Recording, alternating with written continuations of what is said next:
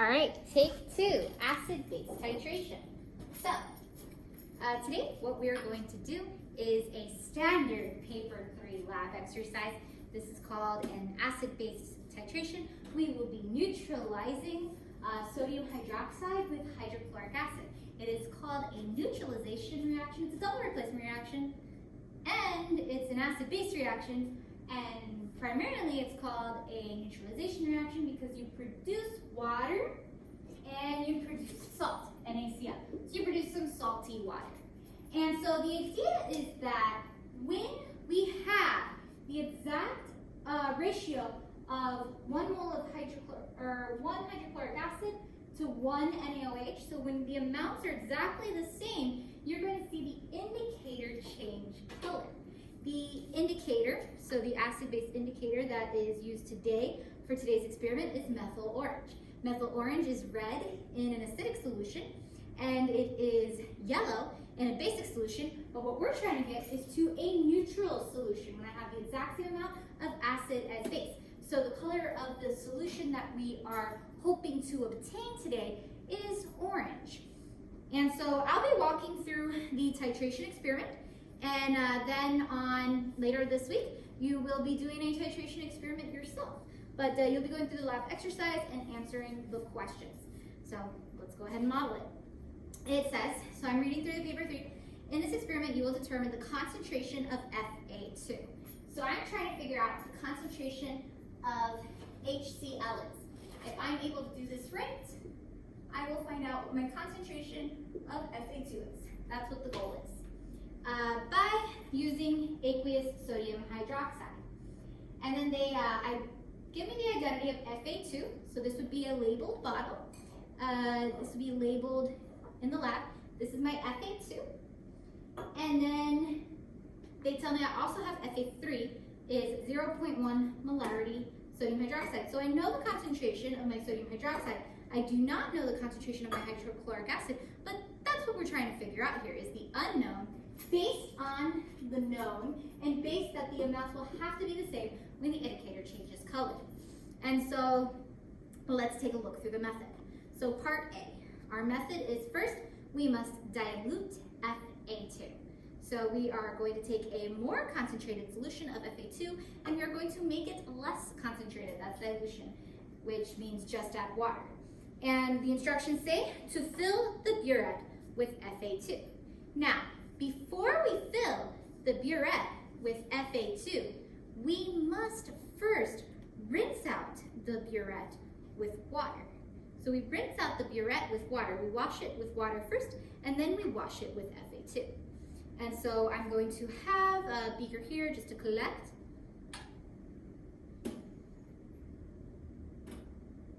And I'm also going to put a funnel.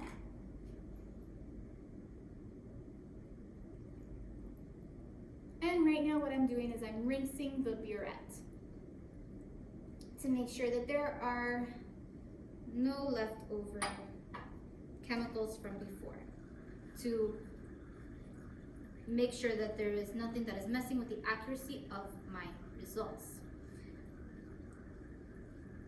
We do have to be very careful in these experiments. We have to be as accurate as possible. There are actually points given for accuracy, so it is important to wash your burette. If I read to what I'm going to do next, after rinsing with water, I'm going to fill the burette with Fa2. Fa2, remembering, is hydrochloric acid. So we'll be putting hydrochloric acid in the burette next. The next step says to run between 40 and 45 centimeters cubed from the burette into the 250 centimeter cubed volumetric flask. So I'm going to go ahead and I'm going to place my volumetric flask. This is a volumetric flask underneath my burette. I will need to play with the clamp and bring the burette up a little bit more.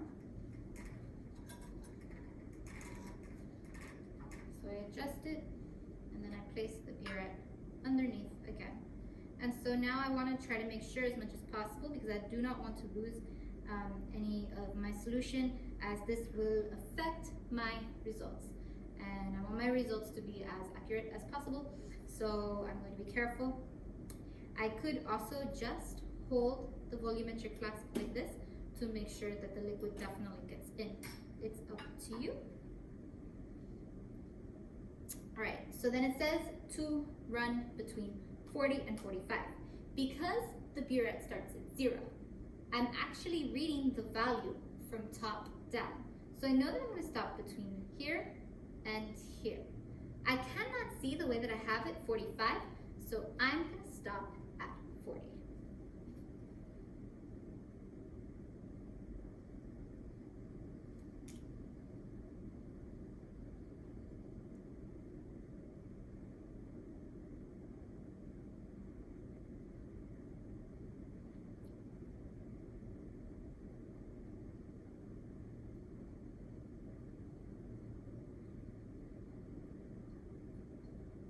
Right now I'm at 11.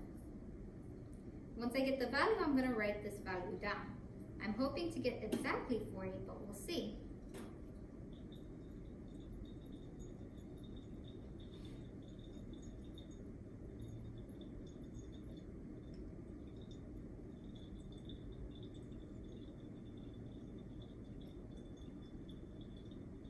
I'm at 20 now.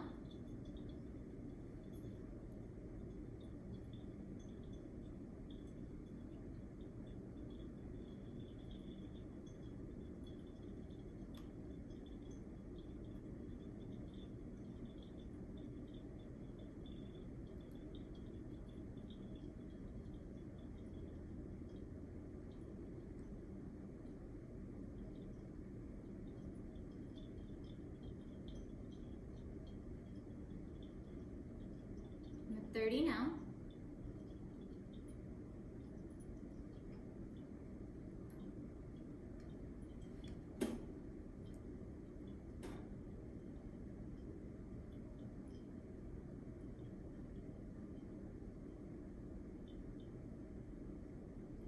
So I'm getting close to where I want to be.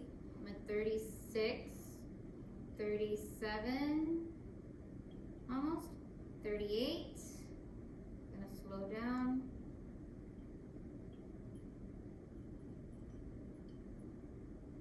So I adjust the nozzle to slow it down a little bit, because I want to be as close to 40 as possible, because the farther I'm off, the weirder your calculations are gonna end up being. So I'm trying to get right to 40.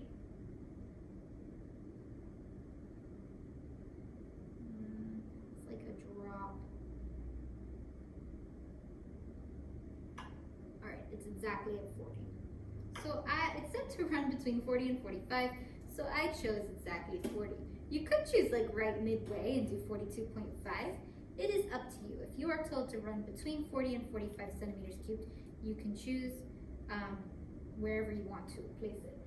And so my value is 40.00.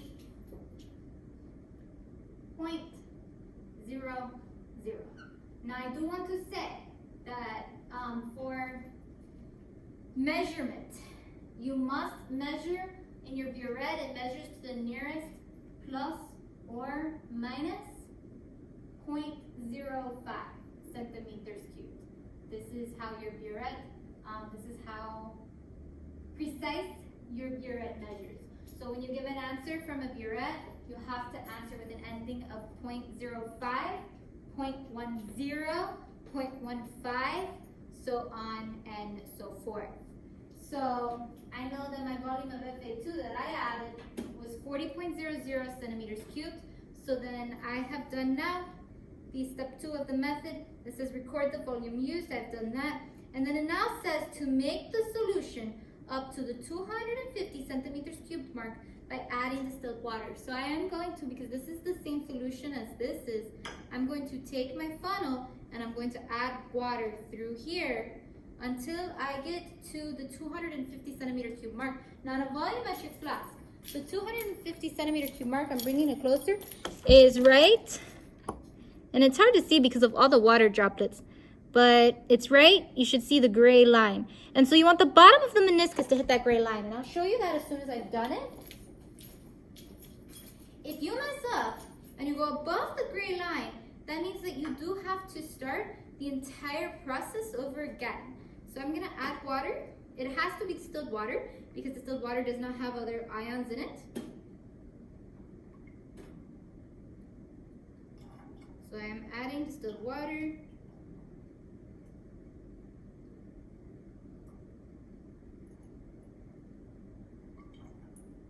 And I'm also washing down the sides to make sure all the acid that I added got into it. So now, what I'm gonna do is I'm going to add into a beaker that I have not used for anything else. I'm going to add my water into here so that when I get close, I can go drop by drop. So I can still add water.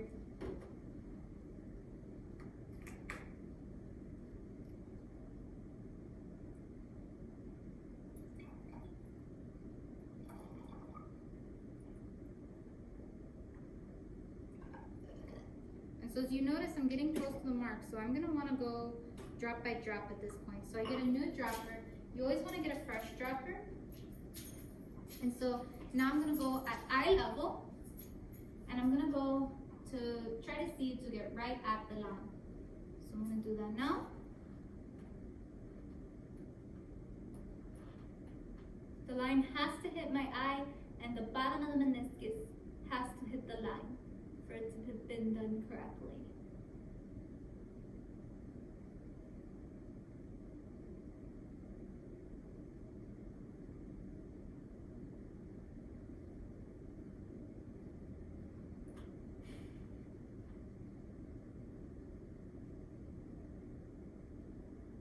Okay, so I have it, and now I'm going to shake it.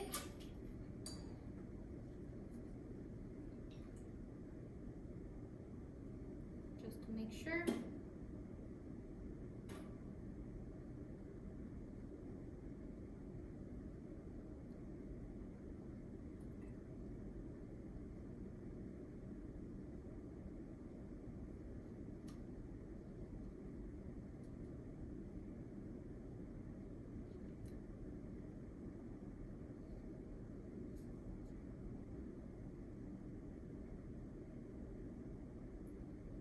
So the idea is that the bottom, let me see if I can get it at eye level, that the bottom of the meniscus meets the gray line. And it does.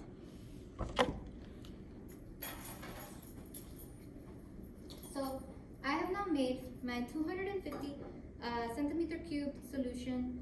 It says shake the flask thoroughly. I did shake it, but I can shake it again. And then it says to label the solution FA4. So I have a glass marking pen to label this FA4.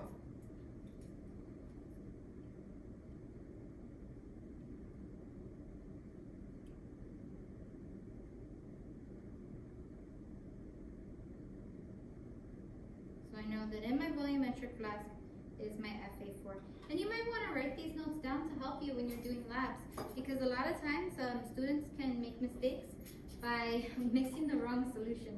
And so I know that FA4 is in the volumetric flask. So I diluted FA4 from FA2, and it's in my volumetric flask. So now I'm gonna read the next step. It says to rinse the burette with distilled water and then with a little FA4. So I'm going to,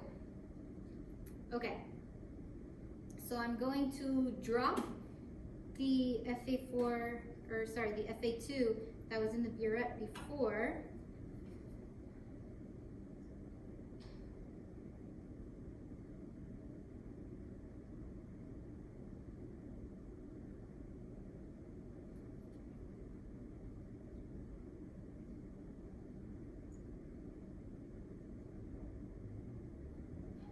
So I'm going to drop the FA4 that was in the burette before, and I'm going to add some new.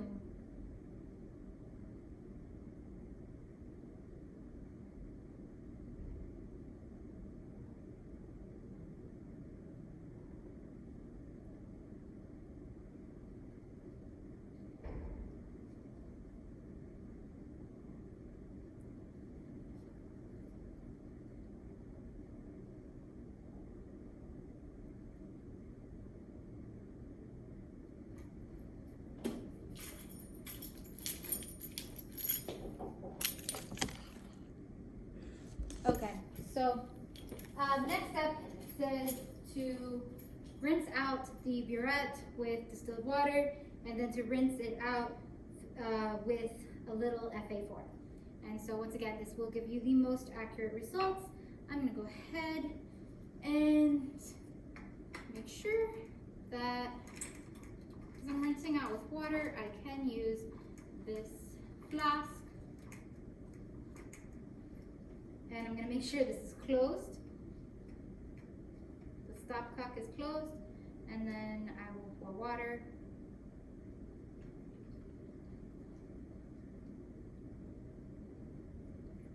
I fill the whole thing with water. Dump it all out.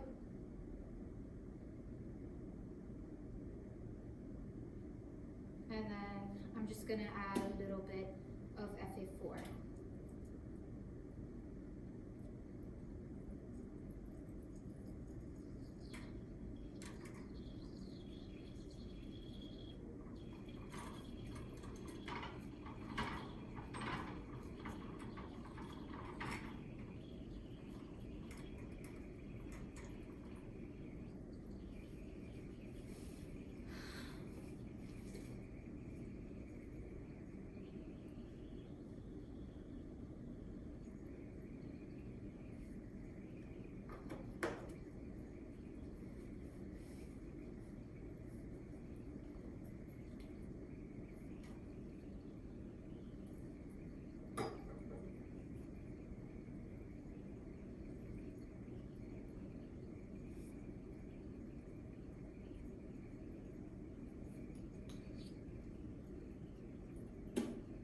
Says with a little FA4, so I'm just going to go ahead and add a little bit of FA4 through the top.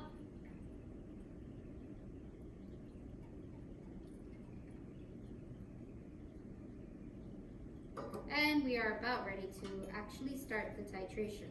While the distilled water and the rinsing is happening, I'm going to go ahead and start pipetting 25 centimeters cubed of FA3 into a conical flask. So I have my FA3. I am done with FA2. I have my FA3, which is sodium hydroxide, 0.1 molarity. And what I need to do is I need to pipette 25 centimeters cubed of NaOH into each conical flask.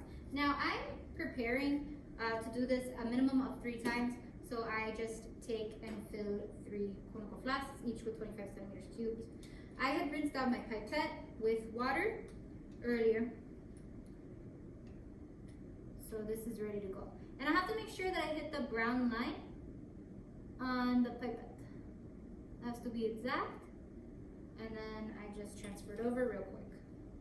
So 1, trial 1.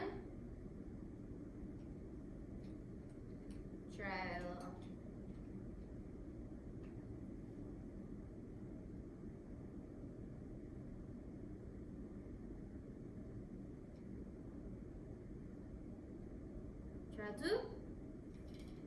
Carry it over. And if there's some left over, you can take the lid off and it'll let the rest out, and then put it back on. If it's ever loose, that's because the top got wet, so be aware of that. If the pipette's ever loose, and then we'll do one more time. One more try.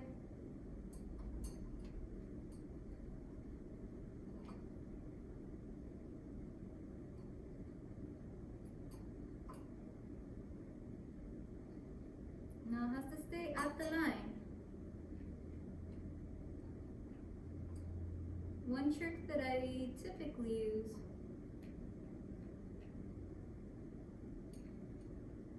is holding pressure. I think that's it. So we'll try this.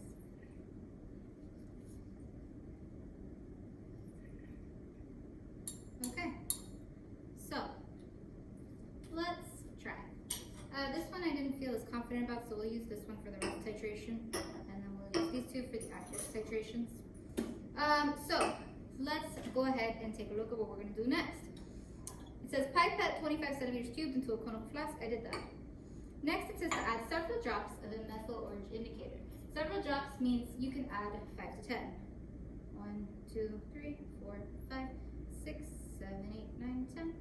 Okay, let's take a look at the color. This color is what is considered yellow. So let's take a look at this, which is the color of base in methyl orange. Yes, I know, it looks orange, but no, this is yellow. It's like a gold yellow. This is orange, you can see here. And it's also the indicator, this is orange. This is very orange. So now, here we go. I am going to fill the burette with Fa4. And so, when I fill the burette, oftentimes the best way to do this is to take the cap off. I hold the burette in one hand and then I hold what I'm pouring in the other. So let's take a little bit of nuance to get it right.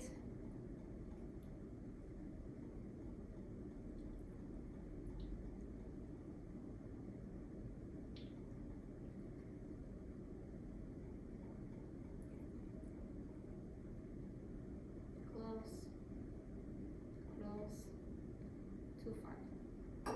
So if I go a little bit too far, I can just put the amount back in here until I get to the 0 mark.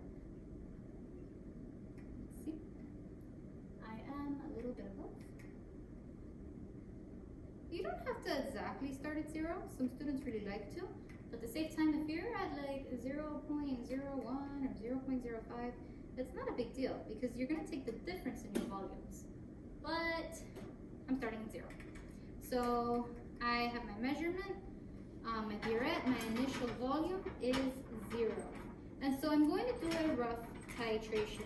And so for the rough titration, you do not have to have an initial final measured. You do not have to have a titration table written.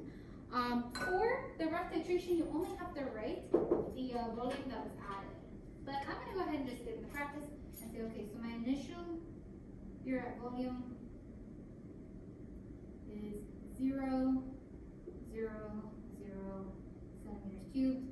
And so my final volume, I'm going to try to figure that out. So now I'm going to do the titration of the acid with the base. I'm going to do a rough titration first. And so what a rough titration is it's a quick run through just to give you the general idea of where the color will change depending on the concentration. This could be anywhere between 6 centimeters cubed in some Cambridge labs to almost 50 centimeters cubed. So for the rough titration, we're just tracking to see when this turns from yellow to red. And so I'm just going to go ahead and start pouring.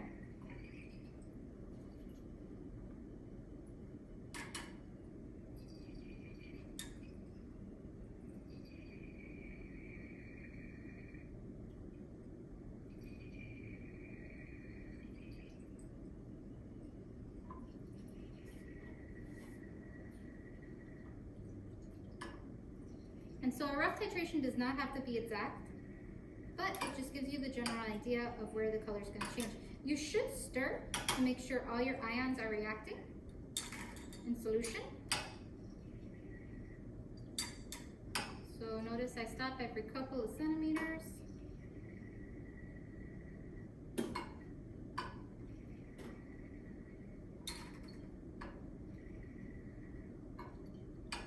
And I think I'm going to get you a closer look to what's going on.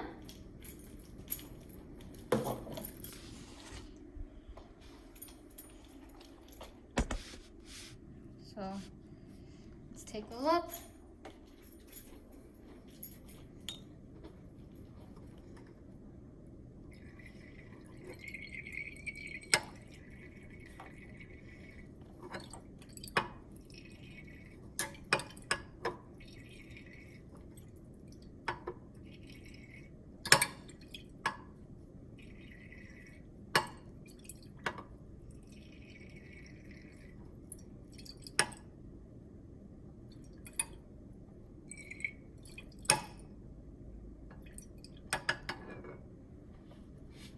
So actually, this is the color we're looking for. this is orange. So I'm gonna go ahead and write this value for my rough titration. I'm very happy with this orange. And I know that my answer then is gonna be in the range of, and I'm gonna show you the burette so you can see. So my answer, looking at the burette, you read it down, so 27.1, 27.2. Look how it's close in between 0.2 and 0.3. Which one is it closer to? Because it looks like it's right in the middle, we would measure this as 27.25. So my rough titration, I'm going to measure as 27.25. And so I'm setting this up again. My final volume was 27.25. And because my initial was 0.00, I'll subtract the 2. And so my rough titration, the volume added is 27.25 centimeters cubed. So that's how much of FA2 was added to the FA3. It gave me this really nice orange color, so I feel pretty good about that. Maybe a little bit deep, a little bit over the color, but let's see what too far is. So just so you can see the difference between what looks good and what's too far, this is definitely the color of too far. That's red, whereas the other was orange. And so that was our rough. So now we're gonna try titration 1. So accurate titration 1. Because the volume was 25, more than 25, I'm just gonna go ahead and refill the burette back to 0 because I know that I will have to go over 50 otherwise. You don't have to always fill the burette again. You can just have your end volume be your starting volume for the next titration. However, in this case, because it was over 25 and the burette only goes to 50, I feel that it is better if I just refill back up to 0 or close to 0.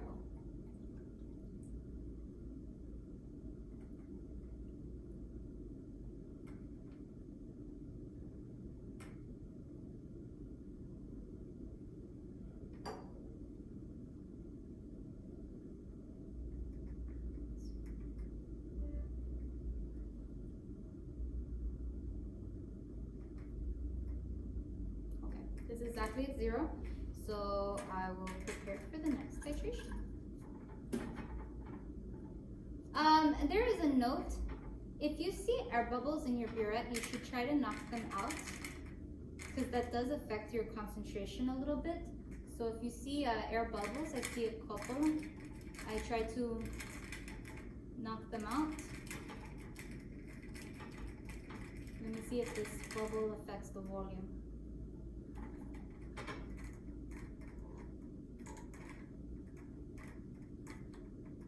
So air bubbles, talking about air analysis, air bubbles can affect your concentration. So it can make your data be a little bit off. Okay, let's do this. So this is accurate titration number 1. And so I know, based on my rough titration, that I should be looking for a change somewhere between maybe 25, 28, 26, 28. So I can go fast with my titration until I get there. Now I'm missing one thing, there's no color here. I need to add my methyl orange. Don't forget your indicator. So I'm adding my methyl orange, very orange, and now begin the titration. Remember, it starts at yellow, and technically we're looking for deep orange. Too much is red.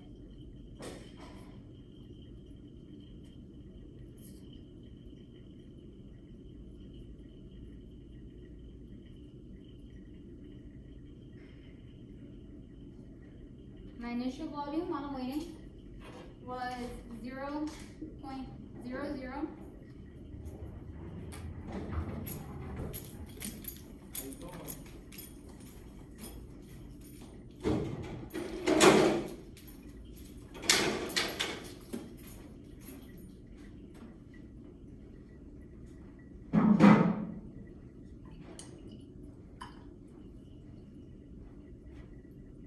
now at 26 centimeters cubed, so I'm going to slow down now. Add a little bit at a time until I get that orange color that I had obtained last time. So I'm looking for it to be in the same range because I got it last time right at 27, right a little bit past 27. So I keep, once I get real close, I want to go drop by drop.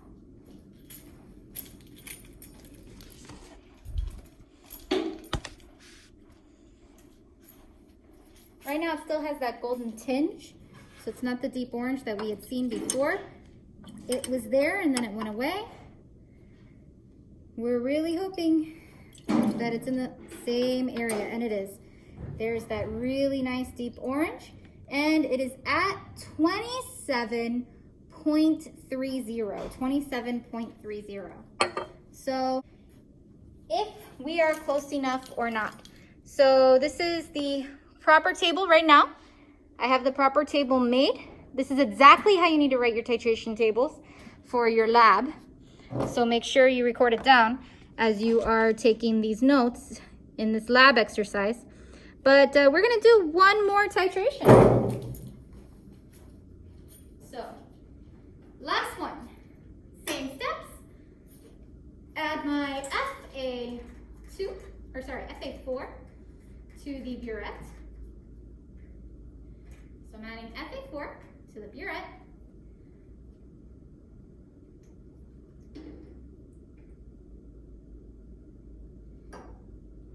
Go back till it hits 0.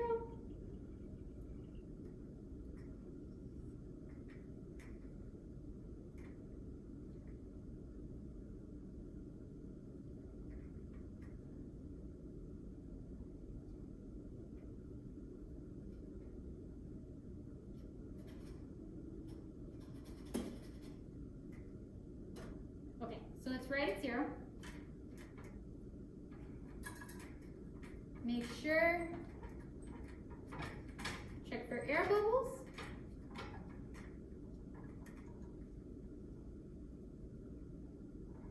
Recognize that if I do have air bubbles, it might affect my results, and I would need to talk about that in my error analysis. Add my indicator. Indicator added. Notice the difference in color. So I do want you to notice the difference. I'll bring all 3 of these to you.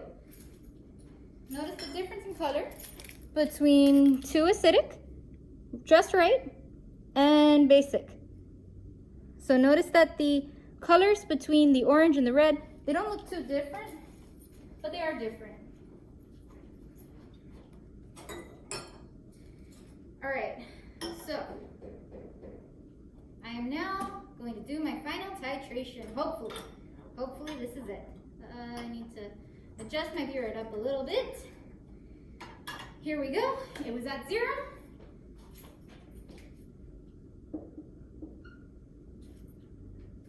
Let's see what we got.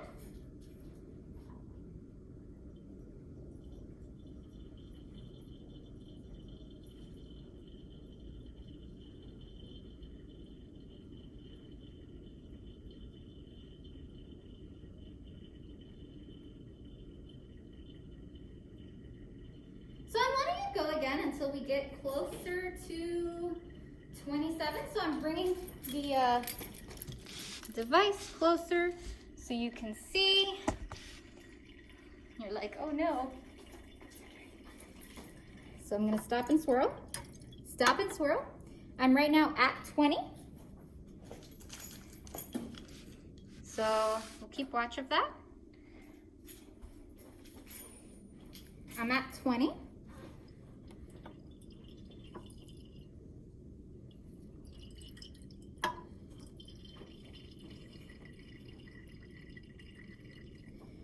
I am at 25. I am at 26. I am at 26.5. 26.7. What is this at? 27.10. 27.10. So I got 27.10. 27.10. Okay, are these two values close enough, or do I have to do a third one? The answer is your two values have to be within plus or minus 0.10 centimeters cubed in order to take those as your results for the next part. So it's funny, my first two were, but I'm not allowed to use my rough, so I came up with 27.1. So this means that I have to do another titration to confirm. So what I'm going to need to do at this point is I'm going to need to wash my one of my conical flasks, which I'm going to do now, and I'll be back.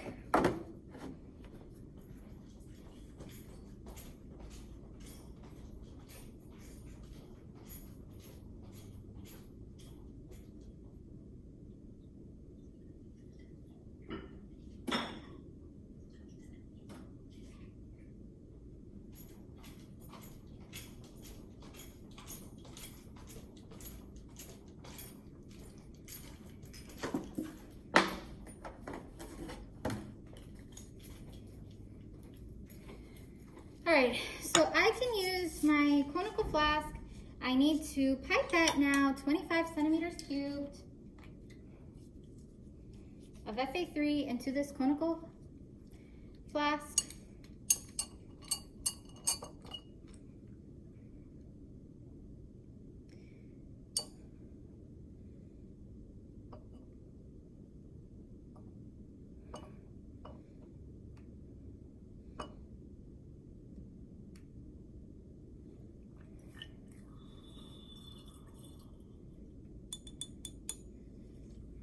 Okay, so just going back, I'm gonna go ahead and put this back so that you can see a little bit better the board. Note that the value is 27.3, 27.1. Not quite close enough. They do need to be plus or minus 0.1 apart. So we're gonna try again. Here we go. And last thing is to refill the burette.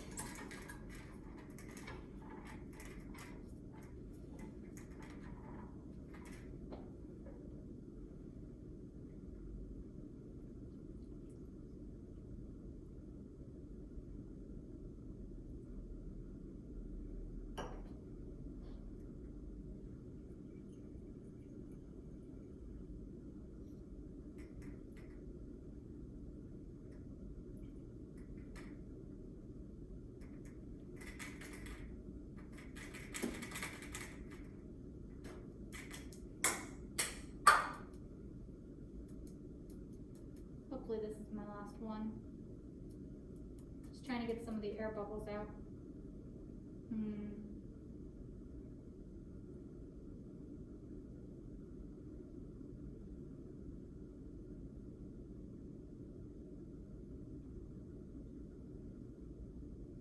Okay, so I'm at 0.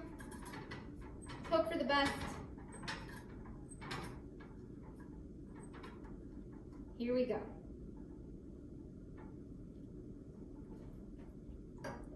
Hopefully this is the last titration. So I'm gonna go ahead and bring this close again, just so you can see it being added.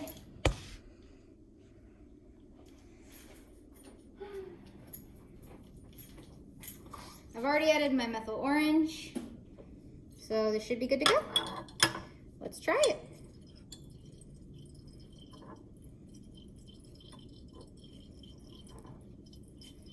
And so the color changes to red as the base is reacting with the acid. So that's why you see sometimes if you're looking red as part of the solution, but it's not completely neutralized yet. That doesn't happen until you exactly have the exact same amount of HCl and AOH in your solution. So that's why it's good to shake, stop and shake, or stop and stir after every couple centimeters cubed.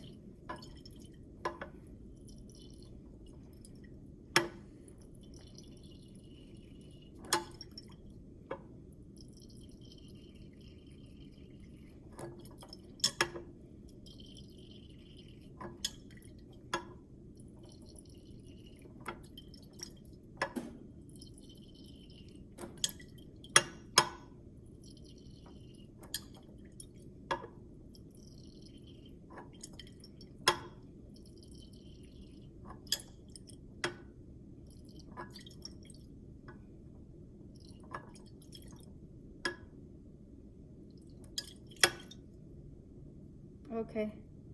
So the question is, did I hit it? This is the color. It's the right color. Did I get the volume right? Let's see.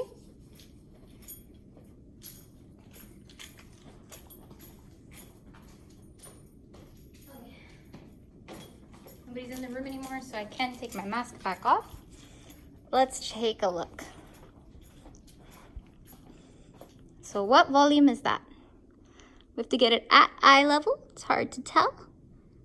It's 27, and then it's one notch under that.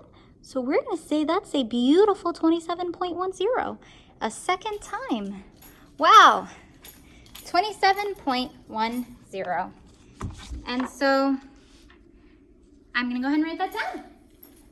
0.00.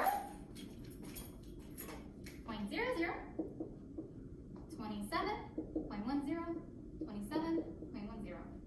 And so in your titration table, you do need to have your titrations listed, and then you have to have initial volume, centimeters cubed, final volume, centimeters cubed, and then you need to have a column that says volume of whatever you added from the burette. So in this case, it's volume of Fa4 added and centimeters cubed. You must have units, and you must have all of your measured values to the nearest 0.05 in the burette. We know we can stop the titration when we have two values that are within 0.10 centimeters cubed of each other. And so we'll take these two values to use in our calculations. The first question in the calculations area is always going to be to find an average. It says, from your accurate titration results, obtain a value for the volume of Fa4 to be used in your calculations. Show clearly how you obtained this value. So even though the values are the same, for part B, which is on the top of page 6, you must do this. You must do 27.10 plus 27.10 divided by 2 to get the average. If you do not show your work, and or you can put a star on the 2 that you used instead, if you do not do one of those two things, you actually don't earn that point. And so 25.0 centimeter cube of Fa3 required 27.10 centimeters cubed of Fa4. So this was the Titration Laboratory. From this information, this is my Fa4. I will be able to, using my Fa3, which is NaOH, which I also have the volume for, which is 25 centimeters cubed, I'll be able to find, given the volume and the concentration of NaOH, I'll be able to find the missing concentration of HCl. That part is up to you. All right, so I hope that modeling this lab was helpful. You are going to have your own lab to do, and good luck.